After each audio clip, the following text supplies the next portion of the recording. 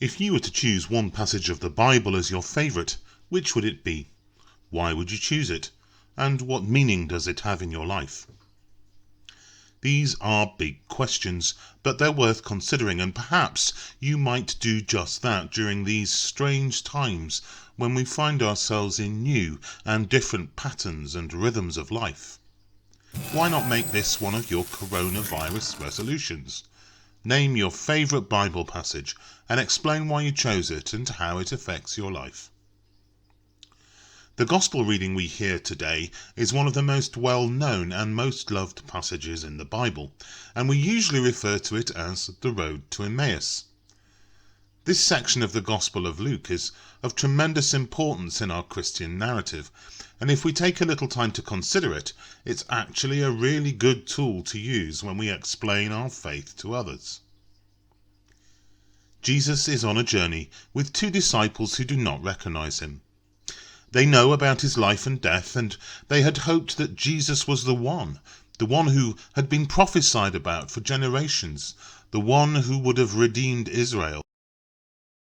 And now 3 days have passed since Jesus' death, and Jesus' body has vanished from the tomb.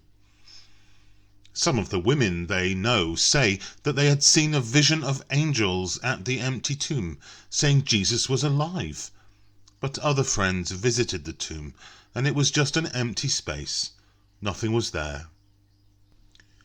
As they walk together, Jesus rebukes them and reminds them of the importance of the scriptures and the prophecies concerning the Messiah.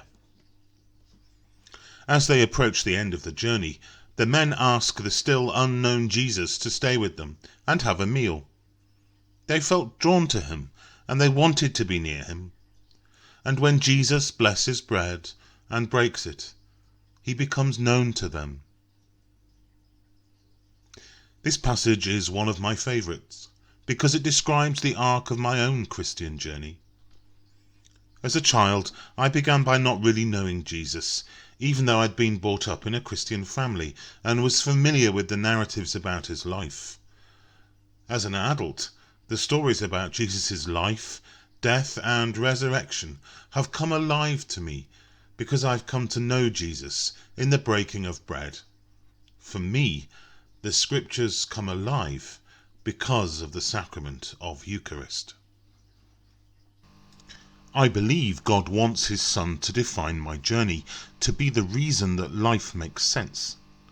Jesus is the revelation, and I meet him here on the road to Emmaus. Sometimes he may seem distant or hard to see, but he is always there, and I can come to know him afresh each time I read his word or am touched by him in that beautiful holiness that is Eucharist. So if you get a few minutes during these strange times, do consider what your favourite part of the Bible is, and be clear about why it matters to you. Have a go at explaining your reasons for choosing the passage to someone close to you. I hope to see you soon, and I pray that you keep safe and well. Every blessing.